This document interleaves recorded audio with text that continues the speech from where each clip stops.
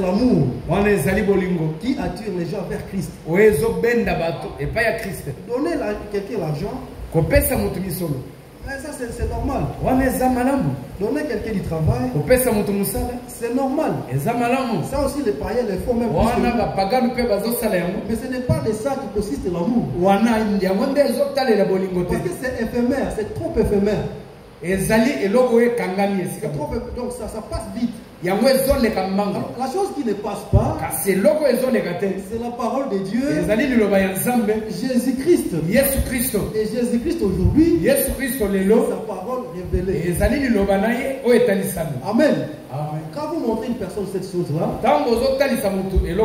c'est de là consiste le vrai amour.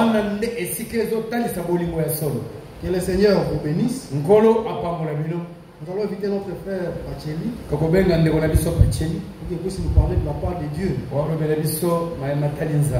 Gloire et gloire et alléluia. Gloire et gloire et alléluia. Gloire et gloire et alléluia. Que tout soit pour Jésus. Amen. Amen. Je suis content que nos voix aussi commencent à s'améliorer. Je sens que les frères Robert aussi commencent à bien chanter. Moi aussi, je me débrouille un tout petit peu. C'est bien aussi de louer le Seigneur. De savoir les louer. Parce que notre Dieu aime les louanges.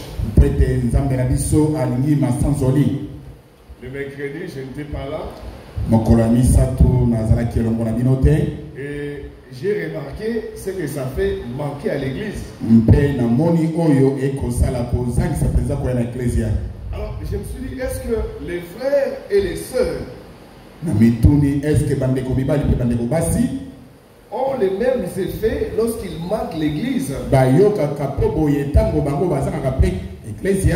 que ce que moi j'avais eu ce jour-là? J'ai eu très mal. Bien que ça soit pour une cause noble. C'était pour le travail. Mais ça m'a fait très mal de ne pas être à l'assemblée de Dieu. Amen. Amen. Lorsque nous venons à l'église, nous ranimons les dons que Dieu a placés à nous. Lorsque vous lisez dans 2 Timothée chapitre 1er, depuis le verset 6, l'apôtre Paul dit à Timothée, je t'exhorte. Il dit, je t'exhorte à ranimer les dons. Amen. Amen. Le don que tu as reçu par l'imposition des mains. Amen. Amen. Ici, nous avons tous reçu des dons. La foi est aussi un don. Lorsque vous servez le Seigneur, c'est aussi un don. Alors, l'apôtre Paul exhorte Timothée à ranimer les dons qui se trouvent en lui. Ainsi, lorsque nous venons à l'église, c'est aussi un moyen pour nous de ranimer les dons. Amen. Amen. Et lorsque vous ne venez pas à l'église,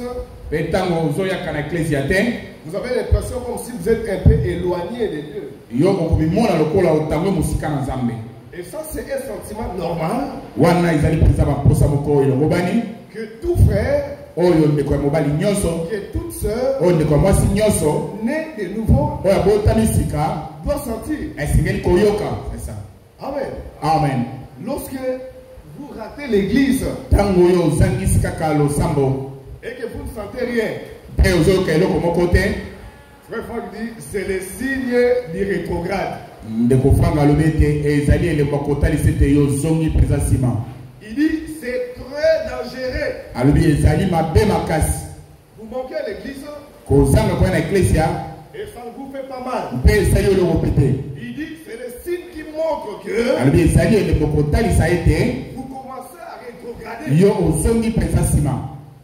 Mais lorsque vous venez à l'église, vous ranimez les dons. C'est comme ça que David pouvait dire dans le psaume 84, il dit mieux vaut un jour devant tes parvis que 1000 ailleurs. Mieux vaut un jour dans ton assemblée que 1000 jours ailleurs. Même si ces 1000 jours ont été passés dans une fête, dans les voyages, David dit vaut mieux un jour dans la présence de Dieu. Alors David était quelqu'un qui aimait Dieu. Il dit aussi je suis dans la joie lorsqu'on me demande d'aller à la maison du Seigneur. Parce que c'est dans sa maison que nous recevons les bénédictions. Frère Franck dit aujourd'hui, on n'a plus besoin qu'il y ait des pasteurs ou des prophètes qui prononcent des bénédictions sur nous. Il dit aujourd'hui, nous sommes bénis rien qu'en écoutant la parole du Seigneur. Amen. Amen. Lorsque vous venez écouter, c'est déjà une grande bénédiction. Amen. Et William Branham dit en écoutant cette parole, en écoutant Christ, les démons partent. Les maladies partent. Vous servirez le Seigneur votre Dieu. Il bénira votre pain. Et il vous guérira de toutes vos maladies. Mais la condition, il dit, il faut le servir. Mais lorsque vous venez à l'église, vous servez aussi le Seigneur. Amen. Amen. Amen. Rien qu'en venant ici, vous participez au service de Dieu. Donc vous servez aussi le Seigneur. C'est comme ça qu'il est écrit. Nous formons tous un royaume de sacrificateurs. Pas seulement ceux qui prêchent, pas seulement ceux qui traduisent, mais vous également qui écoutez. Ensemble, nous formons un royaume de sacrificateurs. Alors le mercredi, j'avais eu beaucoup de mal. Et nous sommes allés pour attendre un marché. Nous sommes restés jusqu'à 21h pour attendre un député national. Et Dieu nous a bénis aussi. On a attendu les députés jusqu'à 21h. La plénière là ne terminait pas. Et nous on ne savait pas. Oh, c'était, comme le frère Robert l'a dit, c'était cette plénière là qui était consacrée à la destitution du ministre.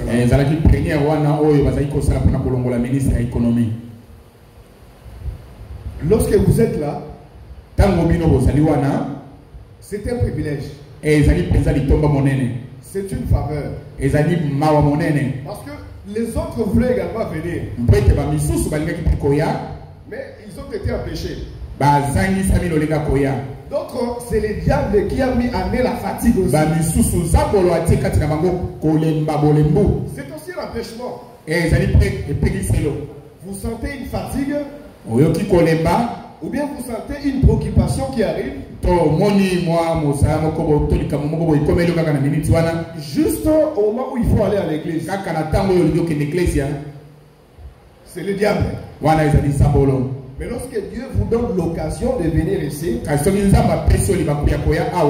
pour écouter sa parole, c'est un grand privilège. Que le Seigneur bénisse notre frère David pour le verset qu'il nous a donné sur le repos. J'aime beaucoup ce thème. Le repos de Dieu. Amen. Amen. Le repos de Dieu. Mais avant cela, je vais vous lire quelques citations que j'ai trouvées dans la lettre 30. Le frère Béni nous avait demandé de lire la lettre 30 au sujet du débat qui avait lieu sur Internet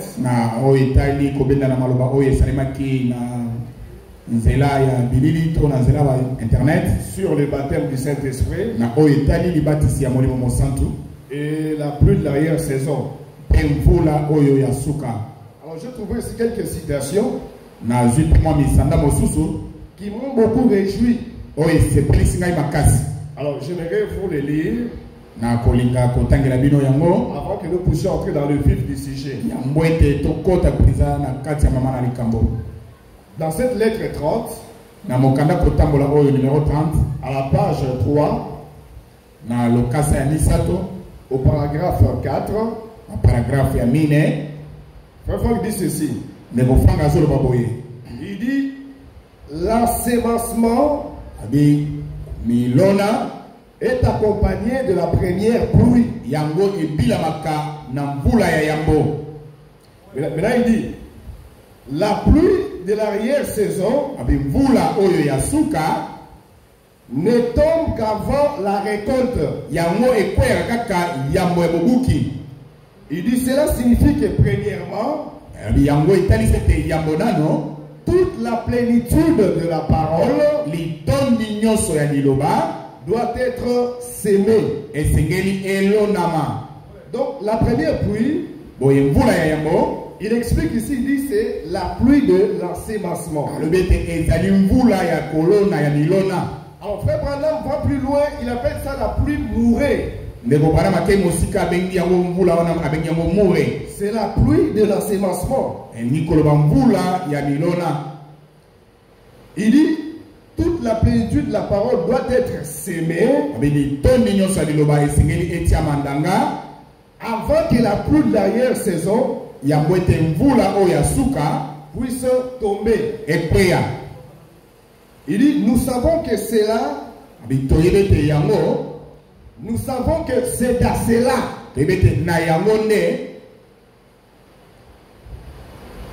Nous savons que c'est à cela que la parole de ces temps est destinée. La parole de ces temps est destinée à l'ensemencement. La parole de ces temps est destinée à apporter la semence. Et c'est ça la première pluie. C'est ça le baptême du Saint-Esprit que Frère Franck a reçu. Parce que Frère Franck apporte la sémence. Il transmet la sémence. Maintenant il dit ceci: dans tous les temps, Dieu avait une parole de promesse qui devait être reçue dans la foi avant qu'au temps déterminé qu'elle puisse s'accomplir. Là c'est Frère Franck. Donc la première pluie, c'est la pluie mourir. C'est la pluie de l'ensemencement. Il dit que cette pluie-là, c'est en fonction de la promesse. Il explique, il dit dans tous les temps, c'est-à-dire dans tous les âges, Dieu avait une parole de promesse qui devait être reçue dans la foi avant qu'au temps déterminé qu'elle puisse s'accomplir. Il dit encore sur la même lettre, à la page 3, au paragraphe 2, il dit, nous attendons maintenant une visitation de la grâce de Dieu, la plus grande de toutes. Ça va étonner, je dis donc frère Franck aussi attend comme nous. Maintenant imaginez qu'il y a des gens qui n'attendent pas. Le serviteur de Dieu pour notre temps attend. Il dit nous attendons maintenant. Moi je me suis dit c'est nous avec lui qui attendons. Mais les autres ont déjà dépassé cela. Et n'attendent pas. Alors ils sont exclus de ce que frère Franck a dit ici. Mais frère Franck a dit dans la prédication du mercredi, il dit il est impossible que vous puissiez espérer l'enlèvement lorsque vous passez à côté de ce que Dieu est en train de faire dans votre époque, dans votre âge. Il dit lorsque vous n'écoutez pas les serviteurs mandatés pour votre âge, vous entendez l'enlèvement en vain. Mais nous ici nous sommes connectés à ce que frère Franck enseigne. Il dit la pluie de la dernière saison qui apporte la plénitude de la puissance d'en haut.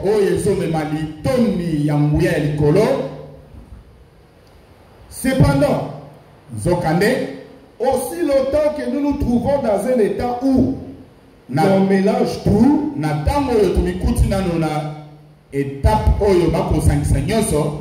il dit c'est en vain que nous attendons.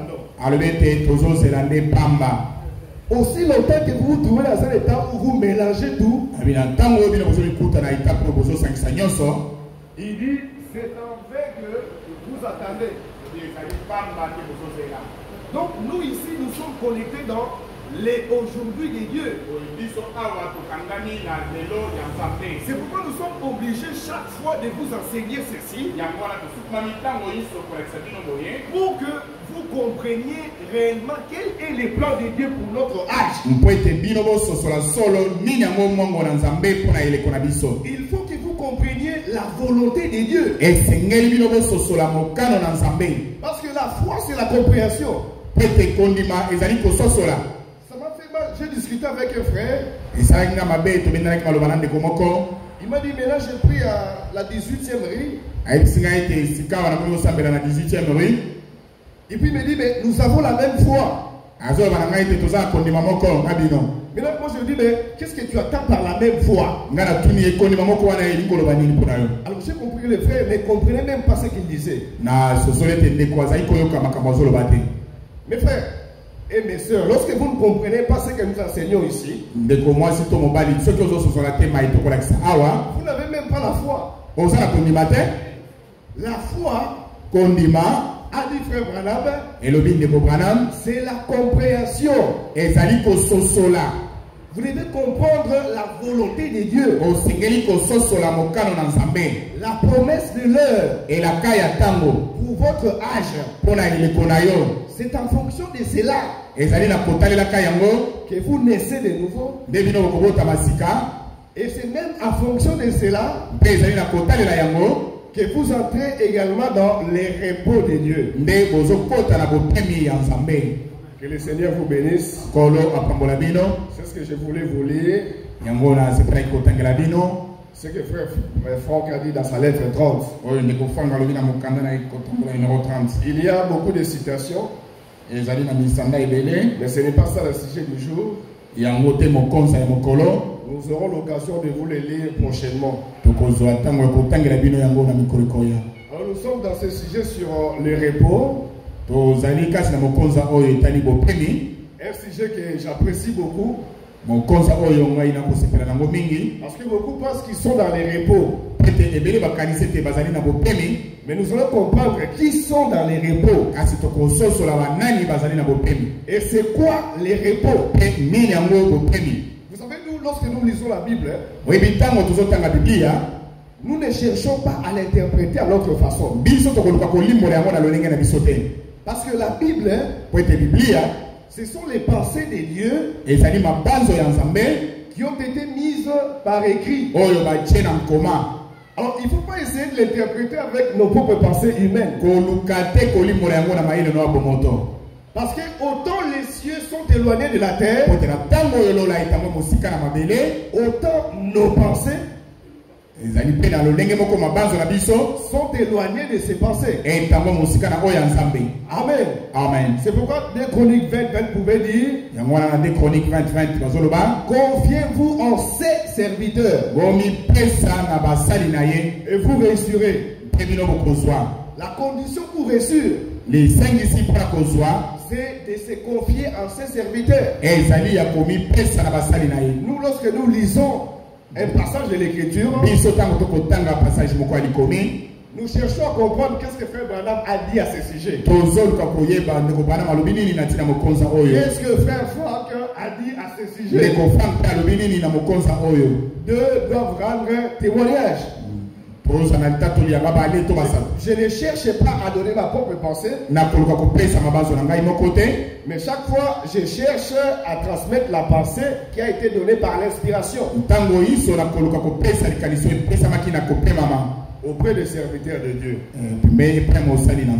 Alors nous sommes dans Hébreux chapitre 4, à partir du verset 1er. Nous allons lire. Il dit, craignons donc,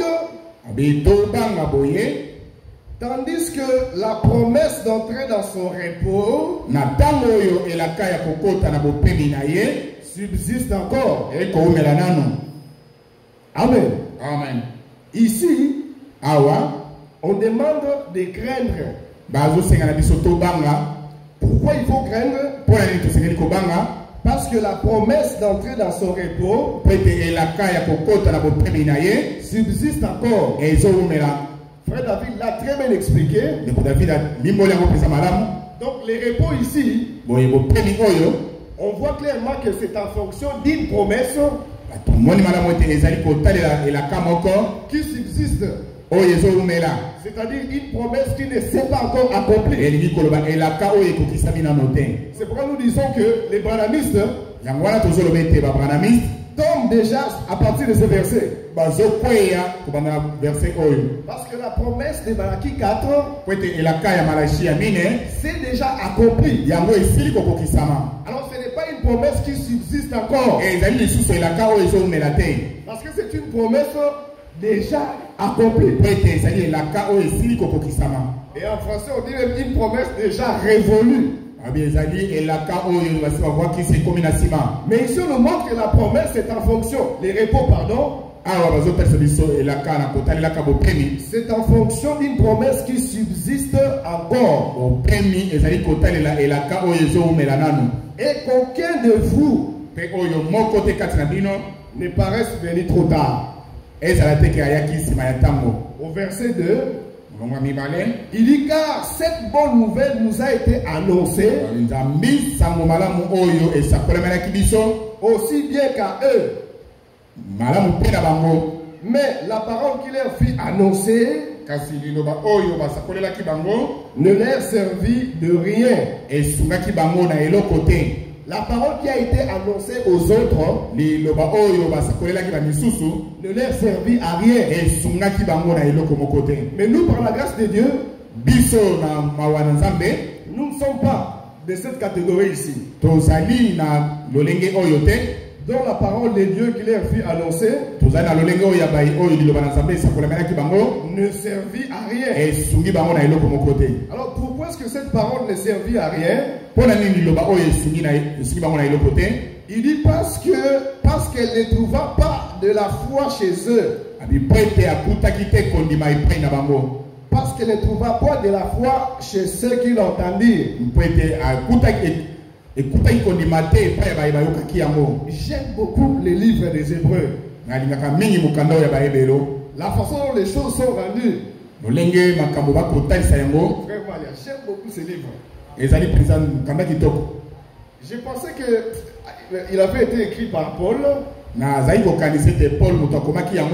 Mais lorsque j'ai lu les commentaires, l'écrivain dit que l'auteur de ce livre n'est pas encore connu. Je pensais que c'était écrit par Paul. Mais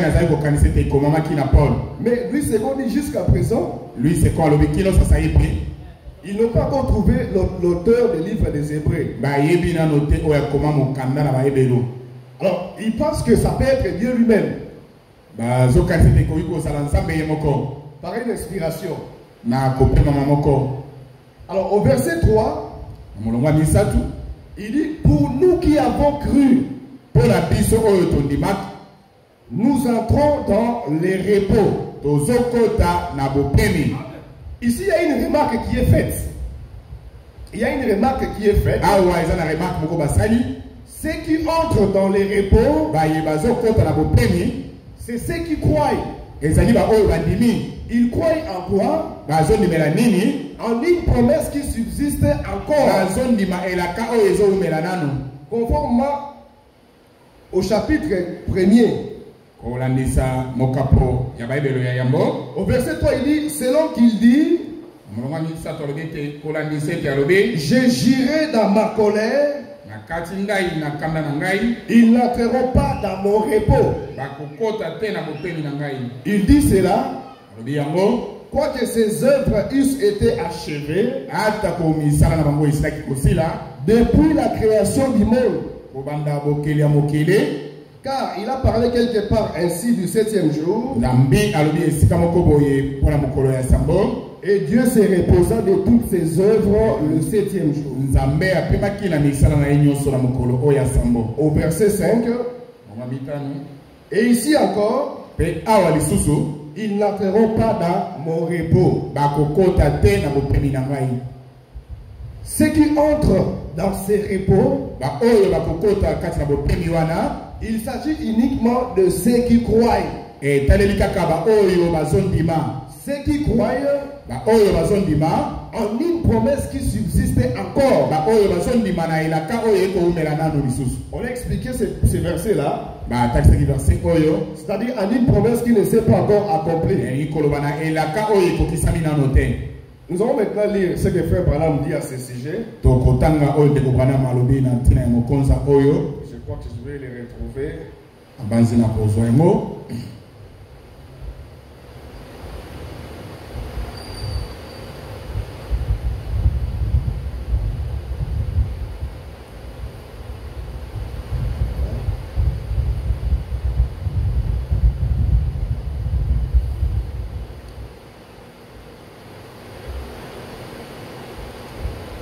Voilà, lorsque vous lisez dans Hébreux chapitre 4,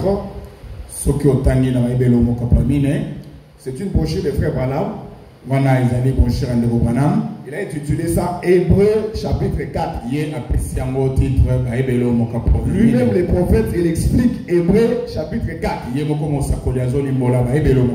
Alors, il y a beaucoup de citations. Au paragraphe 120.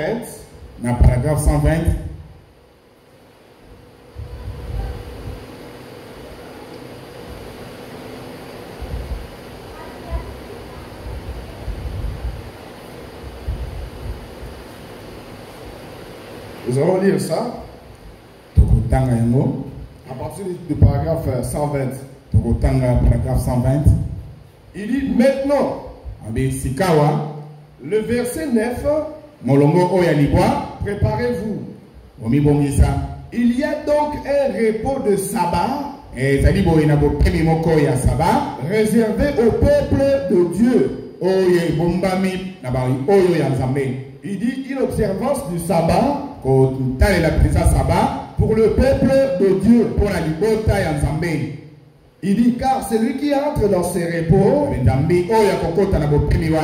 le repos de Dieu, se repose même de ses œuvres. Maintenant il dit il s'agit du repos de Christ. Or ici nous savons que Christ, c'est la parole ouette, c'est la parole de la promesse de votre jour. Donc la promesse dont il est question ici, il s'agit de la promesse de l'heure, la promesse de l'âge, la promesse de votre temps, la pluie de la première et de l'arrière-saison. C'est lorsque vous croyez à la parole de la promesse de votre heure que vous entrez dans ces repos. Il dit alors vous vous reposez de vos œuvres comme Dieu s'est reposé de sienne. Au paragraphe 21, il dit comprenez-vous cela? Très bien. Après que Dieu ait fait le monde en 6 jours, il se reposa le 7e jour. Ne travailla plus jamais. Béni soit le nom du Seigneur. Il a créé le monde. Il y a mis la création. Donc Frère Branham explique ici que ceux qui entrent dans ces repos, il s'agit du repos de Christ. Les repos dans la parole de la promesse de votre jour. C'est uniquement lorsque vous croyez en ça que vous entrez dans les repos. Les repos des œuvres. Alors les autres ne peuvent pas dire qu'ils sont dans les repos, parce qu'ils n'ont pas reconnu la parole de la promesse de leur temps. Ils ne croient pas à cela et ne sont donc pas dans les repos. Nous continuons encore la lecture. Toujours dans Hébreux chapitre 4. Nous allons voir encore ce qu'il dit ici. Je ne sais pas si j'avais aussi capturé ça.